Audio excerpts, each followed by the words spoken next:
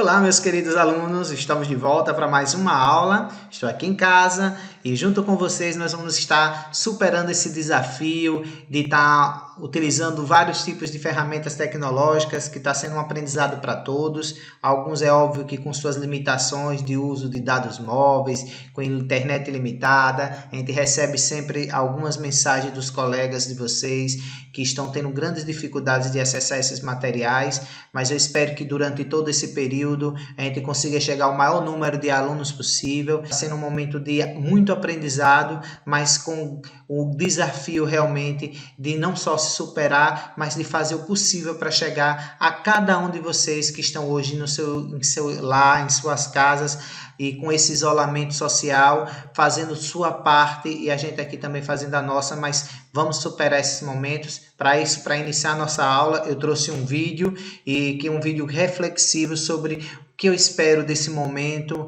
e eu espero que vocês também gostem desse vídeo inicial, e posterior a ele nós vamos estar fazendo uma análise aí sobre histograma e distribuição de frequências em valores agrupados. Para fechar esse ciclo da estatística básica, que nós já tivemos essa terceira aula, começamos com a leitura e interpretação de gráficos, também já trabalhamos com as medidas de centralidade, e hoje a gente fecha esse ciclo envolvendo agora essas medidas em valores agrupados. Mas vamos assistir o vídeo e fazer uma reflexão sobre ele em nossas vidas.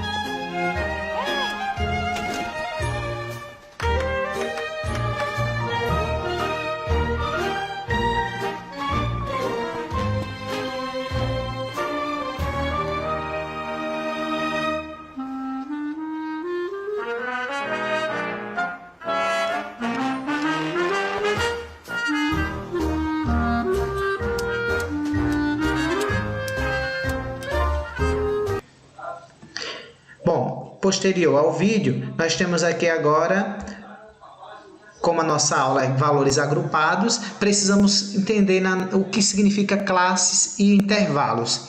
Na nossa vida a gente tem o costume de usar muito os termos que envolvem intervalos e classes. A gente usa, por exemplo, aqui eu dou essas duas sentenças aí, de 1 a 5, de 5 a 10, são falas que envolvem dois elementos, dois valores reais como extremidades, o valor inicial e o valor final. Ou quando a gente usa dois valores para representar também o que está entre eles, por exemplo, entre 5 e 10, entre 4 e 5, quais são os elementos que fazem parte deles. Essas representações, essa linguagem que a gente usa no nosso dia a dia, tem a ver com classes ou intervalos, que a gente aprende muito em conjuntos numéricos no primeiro ano. E uma das representações para intervalos sempre é utilizado como, na parte algébrica, né, os colchetes, fechados, porque o 1 e 5 nesse caso fazem parte do intervalo. Então, de 1 a 5, algebricamente nós poderíamos representar como colchete fechado no 1, colchete fechado no 5, e aí o intervalo está representando que tanto 1 como 5 fazem parte desses elementos, desse conjunto, desse intervalo, como todos os outros números que estão entre eles. Da mesma coisa, de 5 a 10, representamos algebricamente como colchete fechado em 5, colchete fechado em 10, então todos os elementos compreendidos aí de 5 a 10 faz parte desse conjunto. Mas existem outras maneiras, usamos muito também intervalos em que a gente usa a linguagem maior ou igual a 5, menor que 10. Como é que eu representaria em forma algébrica, né? Usando os intervalos. Como é maior ou igual a 5, eu posso aí, fecha o colchete no 5 e abre o colchete no 10. Observe que o colchete no 10 está aberto, por quê? Porque o 10 só foi utilizado para representar a outra extremidade do seu intervalo, mas ele não faz parte desse conjunto, porque os elementos que eu quero são os maiores ou iguais a 5, mas menores que 10. Então, posso ter um número muito próximo de 10, 9,99999, mas jamais o 10. Ele só foi usado para representar a outra extremidade do seu intervalo. Olha outro exemplo, maior que 3 e menor que 7. Você percebe que nem o 3 nem o 7 fazem parte desse conjunto, só foram usados como as extremidades do seu intervalo. Você quer todo número que seja maior que 3, 3,1, 3,01, até um número muito próximo de 7, mas jamais igual a 7. Podemos representar também o intervalo com esse colchetezinho, com esse Tzinho aí, olha, fechado no 5 e aberto no 10. A mesma coisa no outro intervalo aqui, já que o 3 e o 7 não fazem parte, aí você vê os colchetes abertos e o tracinho aberto das duas extremidades, porque nem o 3 nem o 7 fazem parte. Eu retomei essas representações de intervalos, porque agora que nós vamos trabalhar com estatística com valores agrupados, a gente precisa saber como é que se representa esses intervalos para na hora de fazer a interpretação de dados que vêm em tabelas ou em gráficos que envolvem classes ou intervalos. Bom, um exemplo aqui agora, eu trouxe uma tabela em que a gente pega um fragmento dessa tabela que ela está tratando aí de quê? Das alturas de alguns alunos de uma determinada sala. Então, podemos representar essas alturas na forma de intervalos. Olha aí, o que são classes? São os valores das variáveis. Olhando para esse gráfico dessa tabela, as variáveis representam a altura de 40 alunos do colégio A. Está aí no tema da nossa tabela. Se eu estou falando das alturas desses alunos, elas não estão aí definida a altura de cada um deles, e sim os intervalos em que eu tenho alunos que tenham aquelas determinadas alturas. Observe aí, nesse caso, maior ou igual a 50, que é a primeira altura, e menor que 150, maior ou igual a 150 e menor que 154. Você vê que está fechado em 150, aberto em 154. Quantos alunos eu tenho dentro desse intervalo? 4 alunos. Então, eu posso ter alunos aí com 150 centímetros, 151, 152, 153, mas jamais igual a 154, porque está aberto o intervalo. Se olhar aí no segundo intervalo, maior ou igual a 154, menor que 158. Quantos alunos eu tenho dentro dessa classe, dentro desse intervalo? 9 alunos. E assim por diante. Então, quando se fala em classe, são as variáveis que estão sendo pesquisadas. A minha pesquisa aí está referente à altura dos alunos. Poderia ser as idades dos alunos ou qualquer outra coisa. Mas quando se fala em classe, ela pode vir em valores na forma de intervalo, que foi o caso dessa questão, dessa distribuição de frequência. Olhando para um outro exemplo, nós podemos também aqui analisar nessa mesma situação dos 40 alunos, o que é o limite de classe. O limite de uma classe, ela sempre vem representada pelo limite inferior, como a gente viu logo no início da representação de intervalos, e o limite superior. Olhando para a terceira classe aí que a gente tem das alturas, na primeira coluna dessa tabela, a gente observa aí que a terceira classe ela está representada, destacado aí de vermelho, 158, maior ou igual a 158 e menor que 162. Quantos alunos têm essas alturas? Está dentro desse intervalo, que tem essa altura dentro desse intervalo? 11 alunos, olhando a frequência. Temos 11 alunos entre esses 40 que tem a altura maior ou igual a 158 e menor que 162. Então, quando se fala do limite de classe, nessa intervalo aí, o limite inferior é 158, o limite superior 162. São os dois valores que representam as extremidades do seu intervalo. Além disso, nós temos aí a amplitude de um intervalo de classe. Se a gente pegar essa mesma classe, que é a terceira classe que nós temos aí, que está circulada de vermelho, destacada no gráfico, nós temos o limite superior 162 e o limite inferior 158. Quando se fala a amplitude do intervalo, é a diferença entre essas duas extremidades. Se você diminuir, a diferença vai dar 162, que é o superior, e menos o limite inferior, fica 162 menos 158, 4. Observe que essa amplitude de um intervalo, ela representa a mesma amplitude de todas as outras classes. Se você pegar a primeira classe de 150 a 154, a amplitude dela é 4. A mesma coisa na segunda e assim por diante. Então, a amplitude de um intervalo de classe você obtém subtraindo, encontrando a diferença do limite superior daquele intervalo e o limite inferior. Mais uma coisa que a gente encontra nas distribuições que são feitas em intervalos e classes é a amplitude total da distribuição. Nós fizemos aí a amplitude anterior, que foi a de classe, de cada classe, que é o que nós temos da diferença entre os extremos de cada intervalo, né? E agora nós vamos obter a amplitude total da distribuição. Olhando para a sua distribuição das alturas, a maior altura que se tem aí é 174, que é o maior limite superior que se tem dentre todas as classes. E olhando para o menor de todos, é o 150, a menor altura que se tem entre cada uma das classes, que é o menor limite inferior entre elas, que está na primeira classe aí, nós temos 150. Então, obtendo a diferença entre o menor limite inferior e o maior limite superior entre as classes que nós estamos analisando, nós vamos ter aí a diferença entre 174 e 150, 24. 24, que como a minha tabela ela foi distribuída em 6 classes, 24 dividido por 6, 4. Por isso que cada classe tem um limite de 4 centímetros, que foi o limite que nós encontramos para cada uma das classes, para cada um dos intervalos que nós temos aí nessa distribuição de frequência. Então é muito simples, gente. Na hora de encontrar os limites, nós podemos encontrar tanto a amplitude do intervalo de classe, como podemos encontrar a amplitude de toda a distribuição. Basta você analisar os limites inferiores e os limites superiores, ou de cada classe, ou do todo da distribuição, dependendo do que o problema pede. Outro conceito que a gente precisa analisar quando você está trabalhando com valores agrupados é a questão do ponto médio de uma classe. Observe nesse caso aí a quarta classe que está destacada na sua tabela, que é o limite inferior 162 e o limite superior 166. Analisando essa classe, qual é o ponto médio dela? O ponto médio de uma classe você obtém fazendo a média entre os extremos, entre os limites dessa classe. É só você pegar, peguei o elemento x4 representando a quarta classe, né? A quarta classe dessa sequência que nós temos na distribuição.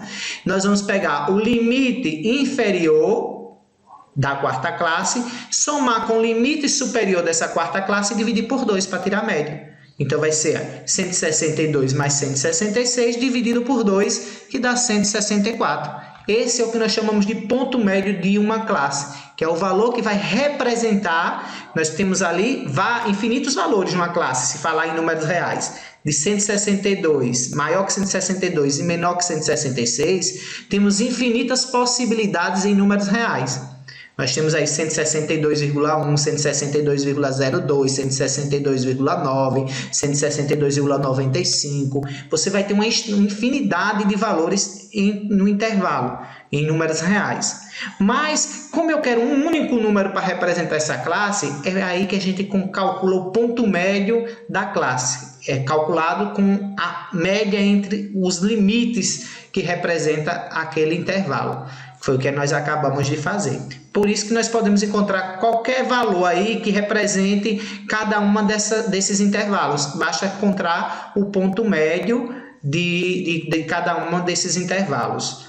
Bom, nós vamos ver isso na prática com alguns exemplos que nós vamos precisar utilizar dessas ferramentas, desses conceitos, e nós estamos agora só retomando, aprendendo alguns deles e colocando na prática, a gente vai compreender de forma mais clara. Vamos ver aqui agora um exemplo. Considere as seguintes alturas em centímetros de um grupo de 12 pessoas. Eu tenho uma distribuição aí de 12 alturas, 160 centímetros, 166, 163, 165, 170, 172 e assim por diante até 181. Com essa distribuição dessas 12 alturas, eu quero encontrar a amplitude total da distribuição. Para encontrar a amplitude, nós acabamos de ver nos exemplos anteriores, o que é que se faz para encontrar a amplitude total? Pega o limite inferior, que é 160, pega o superior, que é o maior que nós temos aí entre todas as alturas, e calcula a diferença entre eles. 181 menos 160, 21 centímetros. Isso é o que nós chamamos de quê? A amplitude total dessa distribuição que nós temos aí, das variáveis que estão sendo analisadas. Dessa mesma situação, eu quero encontrar uma tabela de frequência. Observe que 21 centímetros é a amplitude total. Se eu quero escrever aí uma tabela com 3 classes, com 3 intervalos, cada um deles vai ter uma amplitude de classe equivalente a 7 centímetros, porque 21 dividido por 3 fica 7 centímetros, que é o valor que eu vou atribuir para cada uma das classes, cada um dos intervalos. Observe, peguei o menor, que é 160, fui até 167, já que a amplitude é de 7 centímetros. Coloquei o intervalo maior ou igual a 160 e menor que 167. O segundo eu atribuí mais 7 centímetros, que é a amplitude de cada classe. 167 mais 7 foi para 174. Então, a segunda classe tem um valor maior ou igual a 167 e menor que 174. E no caso da terceira e última classe, de 174 eu vou atribuir mais 7 centímetros, que foi o valor que nós encontramos para escrever uma tabela com exatamente 3 intervalos, já que a amplitude total deu 21, 21 dividido por 3 deu 7, e aí a gente escreveu todas as 3 classes possíveis. E depois só foi olhar na distribuição, maior ou igual a 160 e menor que 167, olhando para a distribuição, nós temos apenas 3 alturas, que é o 160, 163 e 165. Quando eu vou para o segundo intervalo, maior ou igual a 167 e menor que 174, nós só temos 2 alturas, que é o 170 e o 172. E por último, que é o maior ou igual a 174 e menor ou igual a 181, nós temos exatamente 7 alturas na nossa distribuição. Eu só fiz escrever essa distribuição de valores em forma de tabela de frequência com valores agrupados, envolvendo classes e intervalos. E representando aí na terceira coluna, nós temos as frequências relativas, que é você pegar o valor absoluto e dividir pelo total. São 12 valores, 3 sobre 12 representa a nossa frequência relativa da primeira classe, do primeiro intervalo, que vai de 160 até próximo a 167. E aí nós temos 0,25, que é esse valor que é o mesmo que 25%. Na segunda distribuição, nós temos aí o quê? 2 valores absolutos dentro dessa segunda classe. Isso aí, em forma de frequência relativa, equivale a 2 sobre o todo, que é 12. 2 dividido por 12 vai dar aproximadamente 0,16, 0,16666 infinitamente, que é o próximo aí a 16,7%. E o último valor aí absoluto, que é a terceira classe, equivale a 7 sobre o todo, que é 7 sobre 12, que em valores relativos equivale a 0,58 aproximadamente, que é o mesmo que 58,3%. Isso aqui é um exemplo envolvendo como se organiza valores de uma distribuição em forma de frequência absoluta e relativa em valores agrupados. Eu peguei a amplitude total da distribuição, com isso eu escrevi 3 classes, utilizando essa amplitude eu dividi agora a amplitude para cada uma das classes, depois só fiz as distribuições de valores absolutos e de valores relativos. Analisando esse exemplo, a gente pode pegar aqui essa situação, ó, dado esse mesmo gráfico, essa mesma tabela que a gente acabou de escrever, como é que eu calculo os valores de centralidades envolvendo média, mediana e moda?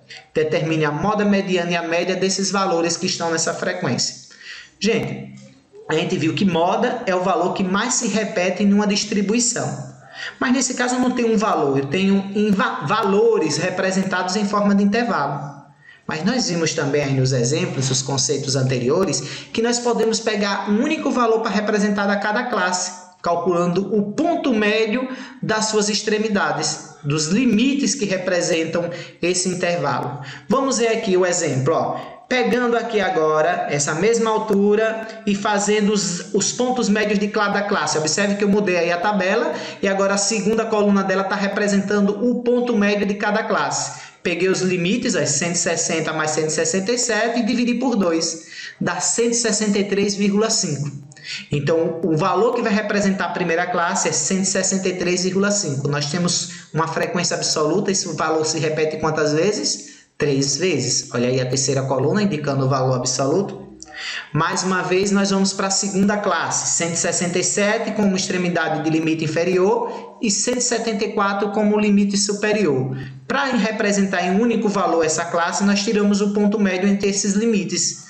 167 entre essas extremidades, né? 167 mais 174, dividido por 2, que vai dar exatamente 170,5. Quantos valores absolutos nós temos representando esse valor? 2. E a última classe, que é maior ou igual a 174 e menor ou igual a 181, a gente soma os dois limites, o inferior e o superior desse intervalo, 174 mais 181, dividido por 2, que dá 177,5. E aí nós temos o valor absoluto, que é 7, que representa o número de vezes que essa frequência aparece, que essa altura aparece, esse valor que está representando esse intervalo. Bom, nós vemos de forma bem simples que quando se fala em moda, é o valor que mais aparece na sua distribuição. Qual que está aparecendo mais vezes aí? É o intervalo 174 a 181, que é representado por qual número? 177,5. Ele aparece 7 vezes na sua distribuição. Então, 177,5 é o que nós chamamos de quê? Da moda. 177,5 centímetros é a altura que mais aparece. Olhando para a distribuição, logo quando você viu no slide anterior, esse número nem estava presente, mas quando se trata de classe, a gente vai dividir os extremos de cada intervalo e nós vamos encontrar valores, que é o ponto médio da classe, que é com ele que nós vamos estar trabalhando para encontrar essas medidas de centralidade. Então, nesse caso, a classe modal é o maior ou igual a 174 e menor ou igual a 181, porém a moda é o que nós encontramos como ponto médio dessa classe. Para encontrar a mediana também não é diferente. Agora que nós já temos todas as medidas, os valores que representam cada classe, basta pegar a distribuição em Hall, lembrando que mediana, primeiro passo é organizar todos os dados em ordem crescente ou decrescente. Peguei todos os valores, 163,5, que é o valor que está representando a primeira classe, aparece quantas vezes na sua distribuição? 3 vezes. Coloquei aqui na sua sequência. 170,5, que é o valor que representa a segunda classe, aparece na sua distribuição 2 vezes. Está aqui escrito na nossa distribuição. E 177,5 aparece 7 vezes. Como nós temos 12 elementos na nossa 12 variáveis, né, que são 12 alturas que estão sendo analisadas, é um número par. Nós não temos um único número no centro, no meio, porque mediana é o valor que está no meio da distribuição. Quando ele é ímpar, temos exatamente um número. Quando é uma quantidade par, nós vamos ter 2 números. Como os dois números são iguais, nem precisei tirar a média. A mediana dessa distribuição equivale a 177,5. E a classe mediana, a classe da qual nós encontramos esse valor, que é a mesma classe que nós encontramos também como classe modal, que é 174, maior ou igual a 174 e menor ou igual a 181. Mesmo procedimento para se calcular a média aritmética. Para encontrar a média aritmética, eu vou pegar o 163,5, ele aparece exatamente quantas vezes? 3 vezes. Então, eu vou multiplicar por 3. Vou somar agora 170,5, aparece exatamente 2 vezes, então multiplica por 2. E o 177,5 aparece exatamente 7 vezes, então multiplica por 7. Faz essa soma entre essas multiplicações que encontramos aí e divide pelo quê? Por 12, que é o total de alturas que estão sendo consideradas, que é a soma dos pesos aí, né? O 3, o 2 e o 7, que é o número de vezes que a gente contabilizou cada uma dessas frequências absolutas. Então, quando eu multiplico 163,5 vezes 3 dá 490,5. Quando eu multiplico aí 170,5 vezes 2 dá 341. E 177,5 vezes 7 dá 1.242,5. Somando esses elementos vai dar 2.074, que dividido por 12 vai dar aproximadamente 172,83 centímetros. E essa é a média aritmética das alturas consideradas no problema. Então você vê que não tem muita dificuldade, os conceitos são os mesmos de média, mediana e moda, porém como eles estavam em valores agrupados, que estão em forma de classes ou intervalos, o primeiro passo foi calcular o ponto médio entre as extremidades de cada uma das classes, de cada um dos intervalos, para ter um único número que representasse aquela classe. E depois utilizar o mesmo raciocínio que a gente fazia antes, com valores que não estavam agrupados. E aí encontra a média, a mediana e a moda do mesmo processo, usando os mesmos procedimentos. Além disso, nós vamos ver também o histograma. Histograma, gente, é quando você trabalha com a representação em classe de gráficos de colunas, gráficos de barras, como a gente vê de forma muito simples, só que agora com valores agrupados. Observe essa tabela, olha. A primeira classe, ela representa as idades em anos, estão representadas em forma de classe, maior ou igual a 28, menor que 37. Quantas pessoas nós temos nessa análise dentro desse intervalo? 4. Olhando a segunda classe, maior ou igual a 37 e menor que 46 anos. Quantas pessoas estão dentro dessa classe? 6. E assim por diante. Como é que eu faço para escrever esses dados que estão em forma de tabela em um histograma? O histograma, como eu falei para vocês, é representação em forma de gráfico de barras ou gráficos de colunas, mas em valores agora agrupados, em classe. Observa a primeira coluna aí no eixo horizontal, ela está de 28 a 37. Você vê que os valores das colunas vêm juntinhas uma da outra. Que nós estamos falando desses valores em classe, intervalos. Aí. Não está separado cada um dos valores que temos aí na horizontal, no eixo da abscissa, né? Então, de 28 a 37, temos quantas pessoas? Associando ao eixo vertical, nós temos 4 pessoas. Olhando agora a segunda coluna, que é o intervalo de maior ou igual a 37 e menor que 46, associando ao número de pessoas no eixo vertical, temos 6 pessoas. A mesma coisa na terceira coluna, maior ou igual a 46 e menor que 55, temos quantas pessoas dentro desse intervalo? 3 pessoas. Maior ou igual a 55 e menor que 64, 6 pessoas. E maior ou igual a 64 e menor que 73, exatamente 3 pessoas. Bom, gente, eu vou passar para vocês aqui um link que tem várias questões muito fáceis e bem explicadas de um excelente professor do YouTube, que traz para vocês aí de uma forma bem dinâmica várias questões envolvendo histograma que vocês podem estar aprofundando esse conhecimento. Além disso, vocês podem também estar resolvendo as questões que eu estou encaminhando, o link no Google Forms e no Word, para que vocês resolvam em casa com calma e usem desse vídeo para dar um alicerce, um suporte para que vocês possam estar resolvendo também com mais segurança. Espero ter ajudado. Qualquer dúvida, encaminhe as perguntas para mim, responda lá os links do Google Forms mostrando quais foram as principais dúvidas que vocês tiveram e mande também um feedback através de mensagem que a gente vai auxiliando, montando outras atividades e utilizando de outras ferramentas para poder auxiliar vocês. Bons estudos e até a próxima aula. Tá aqui o link para que vocês possam estar acessando como eu falei. Até a próxima.